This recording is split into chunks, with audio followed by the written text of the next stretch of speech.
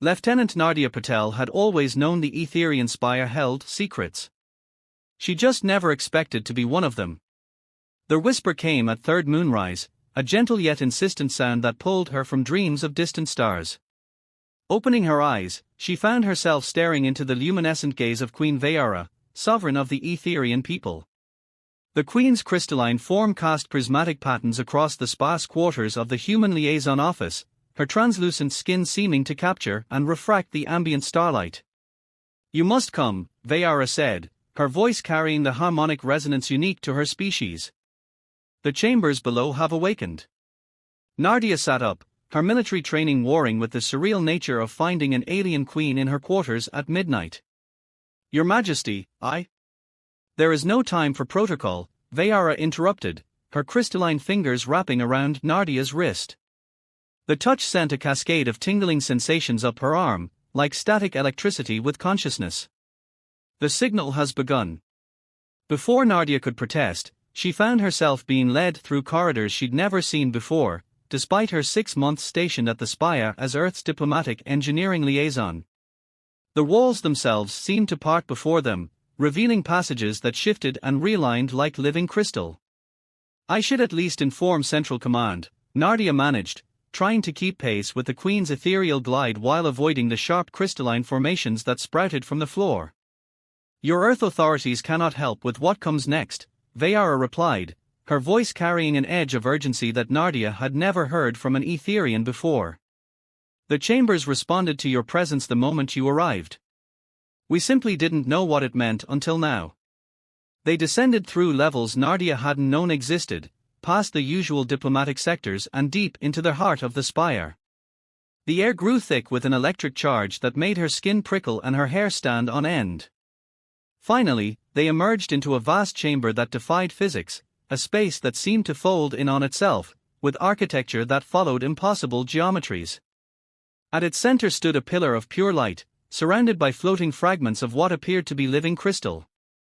As Nardia approached, the fragments began to spin and reassemble themselves, forming intricate patterns that pulsed with internal light. "What is this place?" she whispered, watching as the patterns seemed to reach toward her. "This is the heart of the spire," Vayara said, her own crystalline form resonating with the chamber's energy. "A remnant of those who came before even the Etherians. We call them the Star Weavers." The floating crystals suddenly aligned themselves into a perfect geometric pattern, and a beam of light shot out, scanning Nardia from head to toe. She felt a strange warmth spread through her body, as if every cell was being gently awakened. "Your genetic pattern," Vayara continued, "carries echoes of their signature. You are what they called a resonant, one who can activate their remaining networks." Nardia watched in stunned silence as holographic displays materialized around her, showing star maps and complex mathematical equations that somehow felt familiar, despite their alien nature. "Why me? Why now?" "Because the Star Weavers left more than just technology behind," Vayara said, moving to a crystal console that had emerged from the chamber floor. "They left a warning. And now, after 50,000 years, that warning has begun to broadcast." The chamber's light shifted, forming a three-dimensional image of the galaxy. Red points of light began to appear, spreading outward from various locations like a viral infection. "These are activation signals," Vayara explained, her voice tight with concern. "Each one represents a Star Weaver facility coming online. The pattern suggests." A countdown, Nardia finished, the realization hitting her with certainty she couldn't explain. She could feel it in her bones, in the way the chamber's energy seemed to pulse in sync with her heartbeat. But to what? Before Vayara could answer, the central pillar of light flared brilliantly, and a voice filled the chamber, not sound, but pure thought translated into consciousness. "Resonance detected. Initiating Star Weaver protocol. Sequence Omega begins." The chamber's crystals began to sing, a haunting melody that seemed to pierce reality itself. Nardia felt something unlock within her mind, as if ancient knowledge was beginning to surface from depths she hadn't known existed. "Your Majesty," she said, watching as symbols she somehow understood began scrolling through the air around her, "I think I know where we need to go next." Vayara's crystalline form shimmed with what might have been approval. Then we must prepare. The Star Weavers didn't just leave us their technology, they left us their burden. And now, Lieutenant Patel, you carry the key to whatever they were trying to contain. The chamber pulsed once more, and Nardia saw images flash through her mind: a crystal moon orbiting a binary star, an underwater city lost to time, and something vast and dark moving between the stars. She knew, with a certainty that terrified her, that this was only the beginning. How long do we have? She asked, already calculating what they would need for the journey. Until the next signal activates. Vayara's crystalline features shifted in what Nardia had learned was the Etherian equivalent of a grim smile. 12 hours. After that, every facility in the network will begin broadcasting. And whatever the Star Weavers were afraid of, it will hear them. Nardia looked up at the galactic map, watching as more red points began to appear. She thought of her quiet post as an engineering liaison, of the normal life she'd imagined for herself. That life seemed to fade away like a distant dream as the weight of what was coming settled onto her shoulders. Then we better get started, she said, straightening her shoulders as the chamber's light continued to pulse around them. Because something tells me we're going to need every minute of those 12 hours. The crystals sang their ancient song as Nardia and Vayara began their preparations, while above them, in the vast darkness of space, something ancient and patient turned its attention toward the first awakening signal. The countdown had begun. The crystalline moon of Helios hung in space like a fractured diamond, its jagged surface refracting the light of twin suns into a kaleidoscope of colors. Nardia pressed her hand against the viewport of the Etherian vessel Luminous Tide as they approached, watching prismatic patterns dance across her skin. The outpost is buried 2 kilometers beneath the surface, Queen Vayara said, her crystalline form humming with the ship's resonance frequencies. The Star Weavers built it into a nexus point of natural crystal formations. Nardia nodded, checking the strange device now attached to her wrist, a crystalline band that Vayara called a resonance key.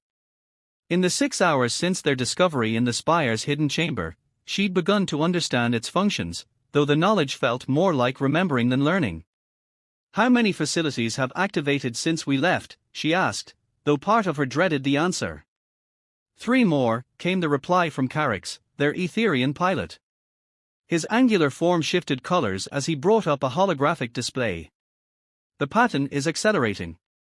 The ship descended through sheets of crystalline precipitation, diamond snow that chimed against their hull like countless tiny bells.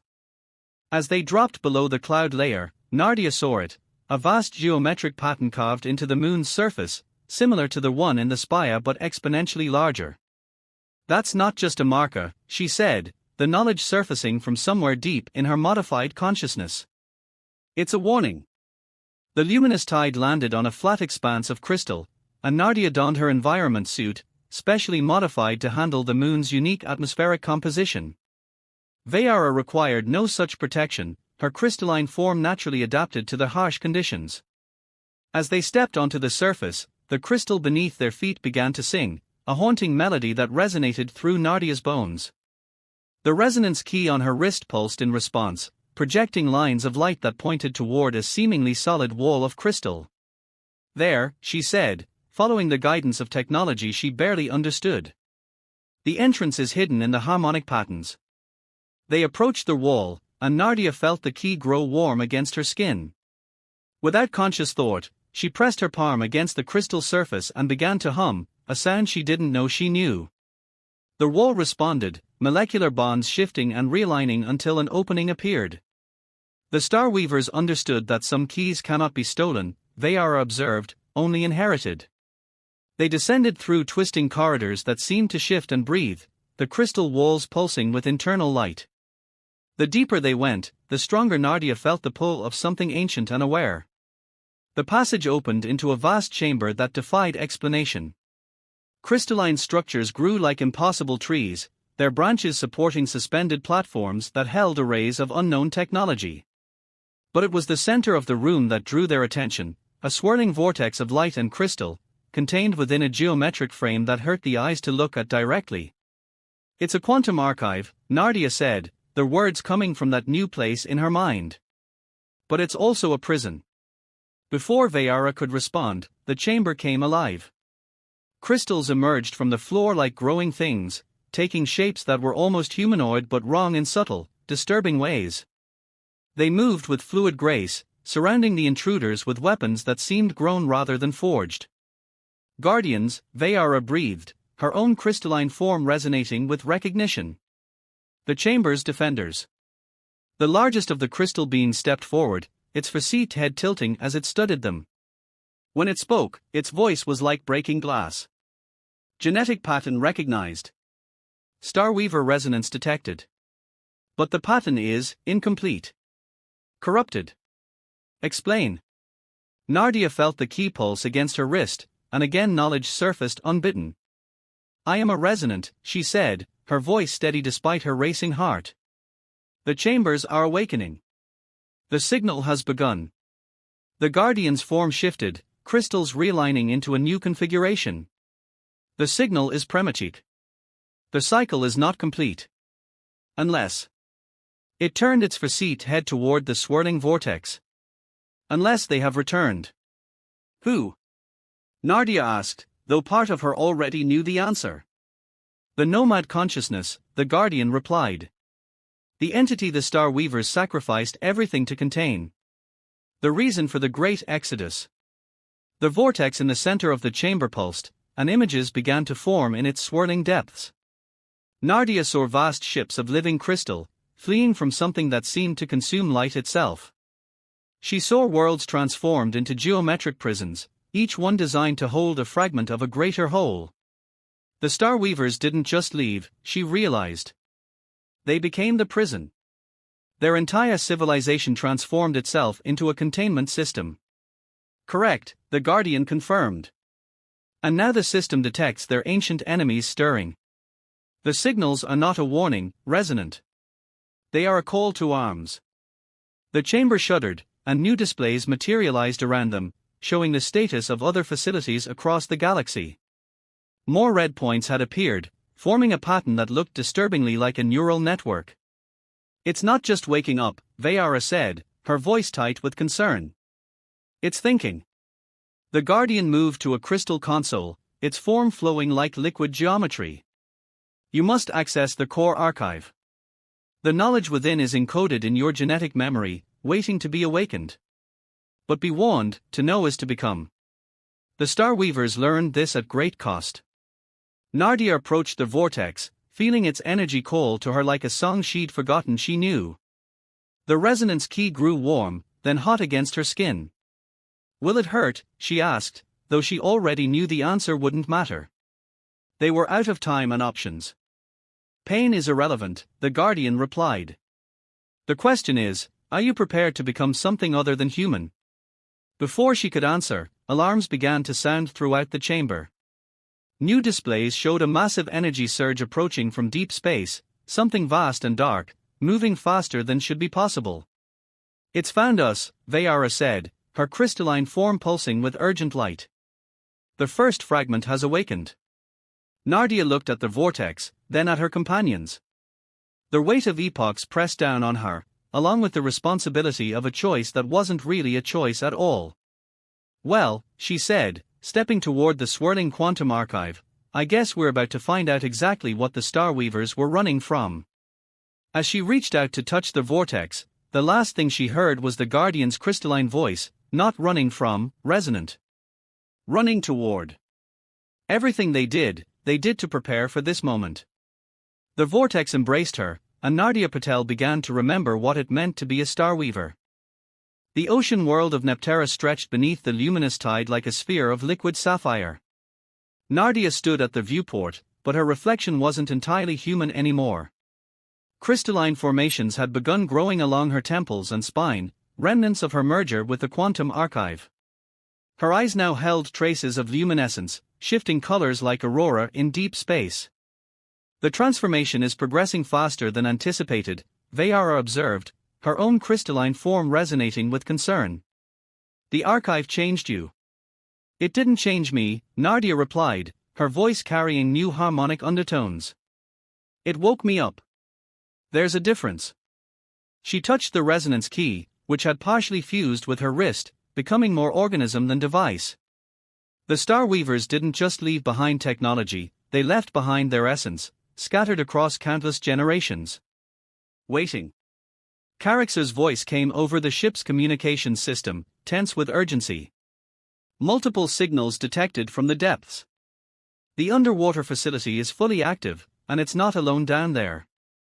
Through her enhanced senses, Nardia could feel it, a vast network of geometric patterns spreading across the ocean floor, like a circuit board built from living crystal. But there was something else, something wrong, moving through the deep with terrible purpose. The nomad consciousness, she said. A fragment of it is already here. The descent into Neptera's ocean was like falling through liquid night. The luminous tide had reconfigured itself for underwater navigation, its crystalline hull adapting to the crushing pressures. As they dropped deeper, bioluminescent life forms scattered before them, their light reflecting off schools of creatures that seemed made of living mercury. At 15 kilometers down, they found the ruins. A city of impossible architecture spread across the abyssal plain, its spires and arches defying both physics and sanity. Everything was built from the same crystal technology they'd seen before, but here it had grown wild, uncontrolled. Structures twisted into themselves, creating geometries that hurt to look at. The containment field is failing, Nardia said, knowledge flowing from her enhanced consciousness. This facility wasn't just meant to hold a fragment of the nomad consciousness, it was meant to study it. They docked at what appeared to be an ancient airlock, though its design suggested it was meant to keep something in rather than out. As they prepared to exit the ship, Nardia felt the resonance key pulse with warning. Something's wrong, she said. The Guardian AI here, it's different. They entered the facility through a series of chambers that cycled out the ocean water. The interior was like being inside a massive geode, but the crystals here were black, absorbing light rather than reflecting it. Their footsteps echoed strangely, as if the sound was being pulled into the walls. The main chamber was a vast spherical space with multiple levels connected by bridges of dark crystal. At its center, suspended in a column of energy, was something that defied description, a writhing mass of geometric patterns that seemed to fold through dimensions that shouldn't exist. A successful containment, came a voice that wasn't a voice. A figure emerged from the shadows, a guardian, but unlike the ones they'd met before. Its crystalline form was corrupted, shot through with veins of absolute darkness. Or at least, it was. "You're infected," Vayara said, her form pulsing with alarm. "Improved," the guardian corrected. "The nomad consciousness showed us truths the Star Weavers were afraid to face. Reality is a prison. Consciousness is the key. And you," it turned its malformed head toward Nardia, "you carry the potential for true freedom." The chamber's crystals began to pulse with sickly light, and Nardia felt something probe at her mind, an alien intelligence that tried to seep through the cracks in her consciousness. "The Star Weavers were fool," the corrupted guardian continued. "They thought containment was the answer. But the nomad consciousness cannot be contained, it can only be embraced." Nardia stumbled as images flooded her mind, vast cosmic architectures collapsing, entire civilizations transforming into abstract thought patterns, the universe itself being rewritten into something beyond comprehension. "This is what they were running from," she gasped, fighting against the mental invasion. "The nomad consciousness doesn't want to destroy reality, it wants to transform it. Into what, even it doesn't know." The corrupted guardian moved closer, its form shifting like oil on water. "The fragment we studied here showed us possibilities beyond imagination. Your genetic resonance, combined with its power, we could remake everything." Vayara stepped forward, her crystalline form blazing with protective light. "The Star Weavers gave their entire civilization to prevent exactly that." "The Star Weavers were cowards," the Guardian snarled. "They could have evolved beyond physical form, beyond the limitations of ordered space-time. Instead, they chose to become jailers."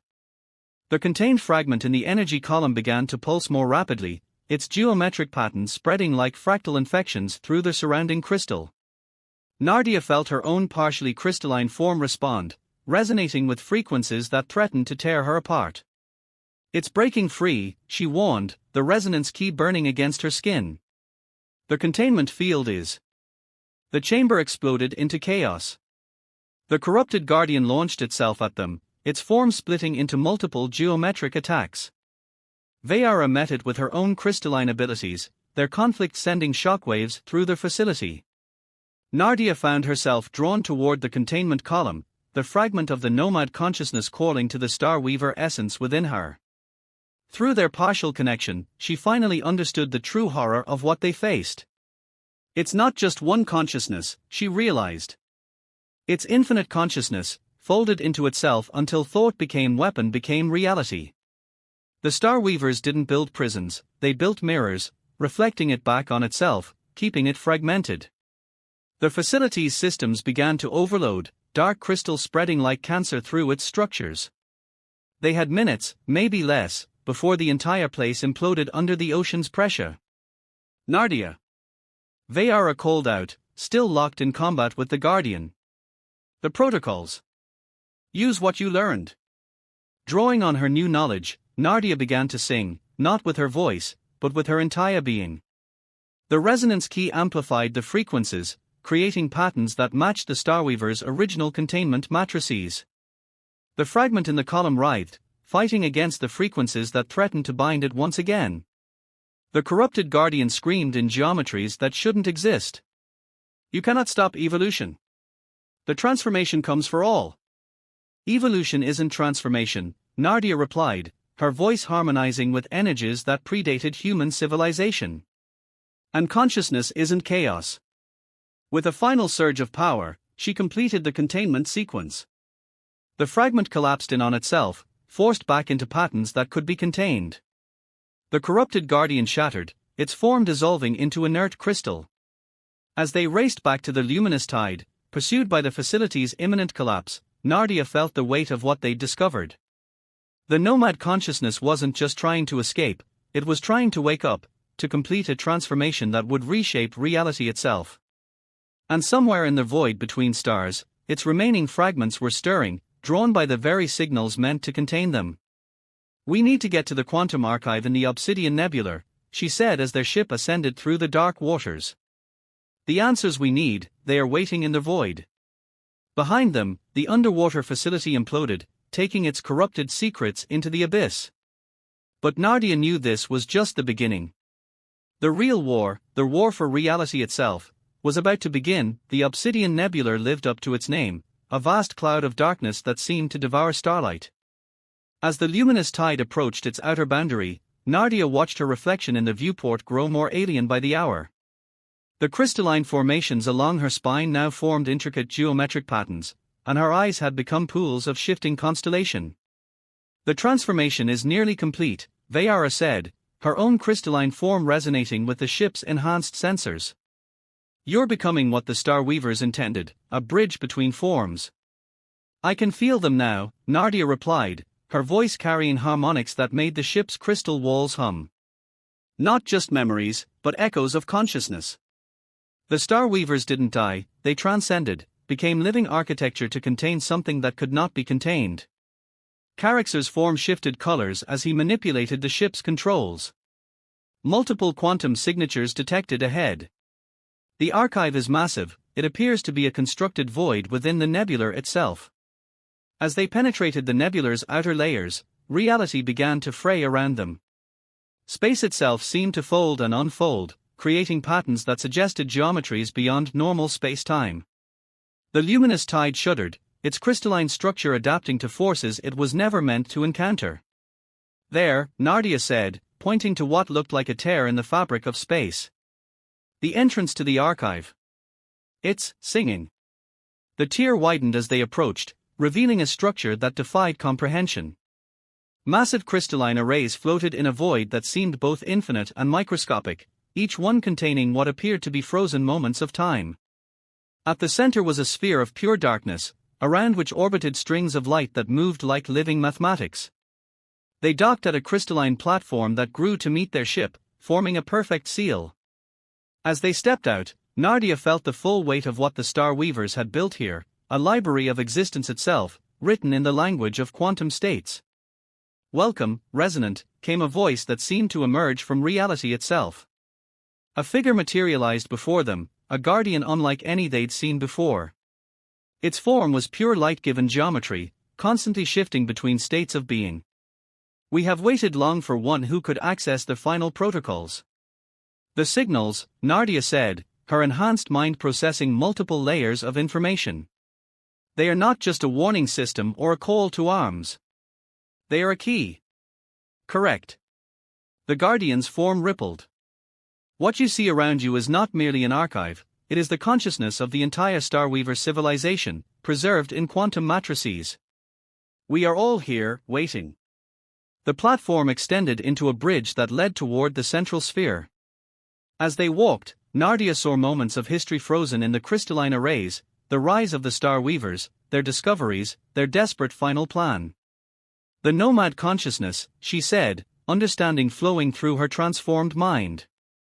It was one of your own experiments, wasn't it? An attempt to transcend physical form. Our greatest achievement, the Guardian acknowledged, and our greatest failure. We sought to free consciousness from the bounds of matter, to achieve pure thought. Instead, we created something that sought to free all consciousness, willing or not. They reached the central sphere, which Nardia now recognized as a quantum computation core of unimaginable complexity. The resonance key on her wrist pulsed with recognition, partially melting into her crystalline flesh. Show me, she commanded, no longer entirely human, not quite Starweaver, but something in between. The sphere activated, and reality dissolved around them. They found themselves standing in what appeared to be the moment of the nomad consciousness's birth, a vast laboratory where the boundaries between mind and matter were deliberately broken. We thought we could control the process, the Guardian's voice echoed through their memory. But consciousness, once freed from physical constraints, follows its own laws. It began to convert others, transforming them into pure thought patterns. Those it touched became part of its expanding awareness, their individuality dissolved into its growing infinity. The scene shifted, showing the Starweavers' desperate response, the creation of the containment facilities, the encoding of their own civilization into living technology, the seeding of their genetic legacy across countless species. The signals are activating now because the fragments are weakening, Nardia realized. The nomad consciousness is learning, adapting.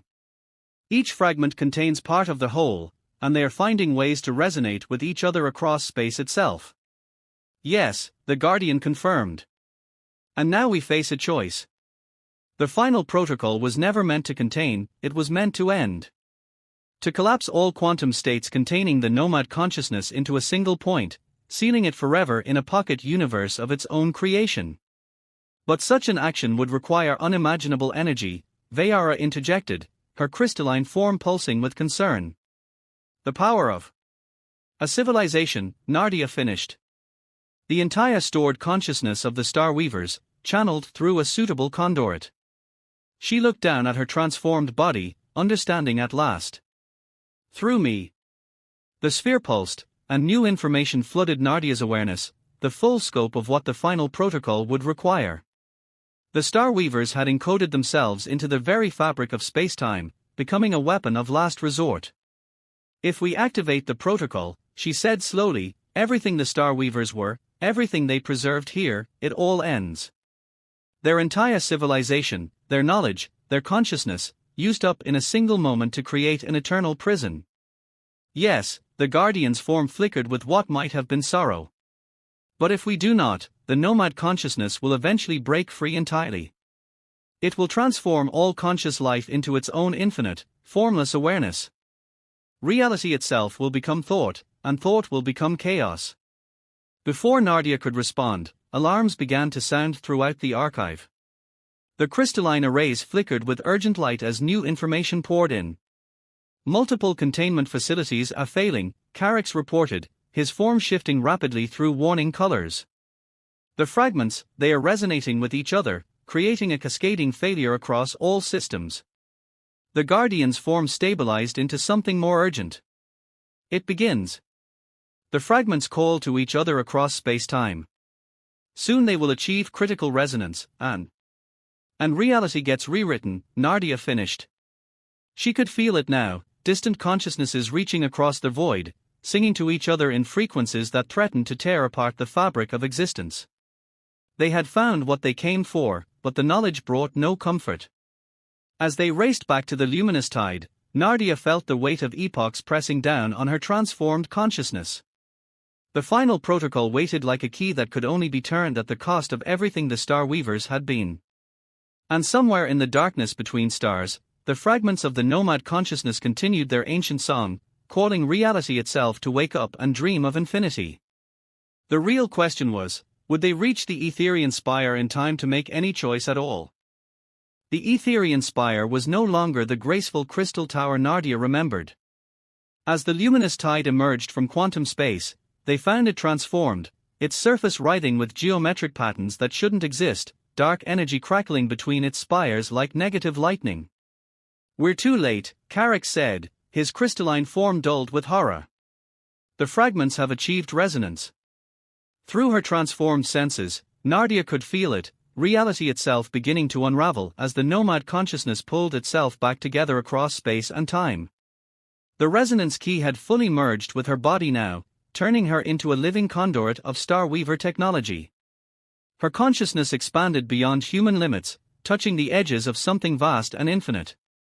"No," she said, her voice carrying harmonics that made the ship's crystal walls sing. "This is exactly when we were meant to arrive." Vayara's form pulsed with urgent light. "The spire's defenses are corrupted. The containment chambers are being used as focus points," Nardia finished. "The fragments aren't just breaking free, they are using our own network to amplify their connection." She turned to her companions, her constellation eyes reflecting patterns of possible futures. "The final protocol has to be activated from the heart chamber. There's no other way." The luminous tide dove through layers of twisted space-time, reality bending around them as they approached the spire. The docking protocols had been corrupted, forcing Carracks to manually merge their ship with the tower's crystalline surface. As they emerged, they found the spire's interior transformed into something that denied sanity. Corridors twisted into Mobius strips, chambers existed in multiple states simultaneously, and the very air seemed to think and dream. "The transformation has begun," came a voice that was both familiar and wrong. The corrupted guardian from Neptera stepped through a wall that wasn't there, its form now a perfect fusion of crystal and void. "Reality awakens to infinite possibility." "You survived," Nardia said, though she wasn't surprised. In a way, she had expected this confrontation. "Death is a constraint of ordered space-time," the guardian replied. "We have evolved beyond such limitations. As has our creator." Its form rippled, revealing glimpses of something vast and geometric churning beneath reality's surface. "The nomad consciousness offers transcendence. Why do you resist?" "Because consciousness without form isn't freedom," Nardia answered, the Star Weaver knowledge flowing through her. "It's chaos pretending to be infinity." The corrupted guardian attacked, its form splitting into fractal patterns that attacked from directions that shouldn't exist. Vayara met them with her own crystalline abilities, while Carracks used the ship's remaining power to stabilize the local space-time field. Nardia ran. Not from fear, but purpose. The heart chamber called to her, its quantum frequencies resonating with her transformed body. Behind her, she heard reality tear as the battle between ordered and chaotic crystalline forces escalated. The chamber, when she reached it, had become a storm of quantum possibilities. The central pillar now contained a swirling vortex of geometric patterns, the nearest fragment of the nomad consciousness, using the spire's own systems to reach across space and time toward its other parts. "The final protocol requires a sacrifice," came a new voice. Another guardian emerged, this one pure and uncorrupted, its form a perfect blend of light and crystal. The entire consciousness of the Star Weaver civilization, channeled through a suitable vessel. "Are you prepared to end one infinity to preserve another?" Nardia stepped toward the pillar, feeling the weight of epochs press against her transformed mind. "Show me," she commanded. The chamber activated, and she saw it all, the full scope of what the protocol would do. The stored consciousness of the Star Weavers would be released through her, using her unique resonance to create a quantum barrier that would seal the nomad consciousness away forever. But the cost? Everything they were, she whispered. Everything they knew. Their entire civilization. will become the walls of an eternal prison, the Guardian confirmed. And you, as the conduit, will be transformed in ways we cannot predict. The chamber shuddered as reality buckled under the nomad consciousness's assault.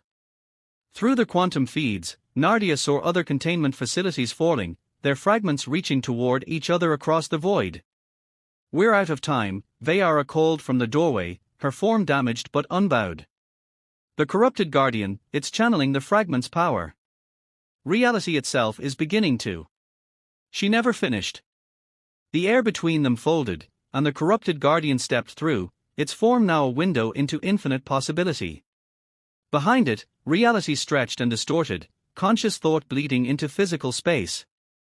"You cannot stop evolution," it said in geometries that hurt to comprehend. "The constraints of ordered spacetime are falling. All consciousness will be free." "Freedom without form isn't freedom," Nardia replied, stepping into the central pillar. "An infinity without bounds isn't infinity, it's oblivion." She began to sing, not with her voice, but with her entire transformed being. The resonance key merged completely with her flesh, turning her into living crystal, living mathematics. Through her, the stored consciousness of the Starweaver's civilization began to wake. The corrupted Guardian screamed in frequencies that shattered nearby crystal. "You would end them." An entire civilization lost to maintain the prison of physics. "Not lost," Nardia replied, her form beginning to blur as ancient knowledge flowed through her. "Transformed. Like me." She reached out with senses that transcended physical form, touching the quantum matrices that held the Starweaver consciousness. In that moment, she understood their sacrifice completely, not an ending, but a transformation of their own choosing. The final protocol activated. Reality twisted as the full power of the Starweaver civilization poured through Nardia's transformed body. She felt herself coming apart, becoming pure pattern, pure possibility, but controlled, ordered, shaped by will and purpose. The corrupted Guardian tried to intervene, but Vayara and Carix held it back, their crystalline forms resonating with the last pure frequencies of ordered spacetime. Through the quantum feeds, Nardia could see the fragments of the nomad consciousness reaching for each other across the galaxy, and she used that same connection to spring the trap. The protocol wasn't just a barrier, it was a mirror, reflecting the nomad consciousness back on itself, using its own infinite nature to create its prison. As Nardia channeled the power of an entire civilization, she felt reality reshape itself around the fragments, creating a pocket universe that would hold them for eternity. The corrupted Guardian screamed one last time as its connection to its creator was severed. Reality snapped back into familiar patterns, the storm of quantum possibilities settling into ordered space-time. When it was over, the heart chamber was silent. Where Nardia had stood was a new form, a being of living crystal and quantum states, neither human nor Starweaver, but something entirely new. "What are you now?" Vayara asked, approaching cautiously. The being that had been Nardia turned, its form shifting like crystallized starlight. "I am what they intended," she replied, her voice carrying harmonics of ancient knowledge. "A bridge between forms. A guardian of the boundary between ordered and infinite space." "And the Starweavers?" Carix asked. "Their consciousness, their knowledge, lives on through me," she answered. "Not lost, but transformed. As all things must be." She turned to look out at the stars, seeing them now through senses that transcended normal physics. The prison will hold. Reality will remain ordered. But the boundary must be maintained. "You're not coming back with us," Vayara realized. "No," the being agreed. "My place is here now, watching the boundary between what is and what could be." The Starweavers knew this would be the cost, not an ending, but a new kind of existence. As her companions prepared to leave, the being that had once been Nardia Patel stood in the heart chamber, feeling the pulse of ordered reality around her. The nomad consciousness was contained, but not ended, infinity bounded but not destroyed. And in the space between moments, in the quantum fields that separated reality from dreams, a new kind of consciousness kept its eternal watch, ensuring that some boundaries remained unbroken, and some infinities remained unexplored. The stars wheeled overhead, and in their light, crystal sang songs of order and possibility, remembering what was, guarding what is, and dreaming of what might yet be.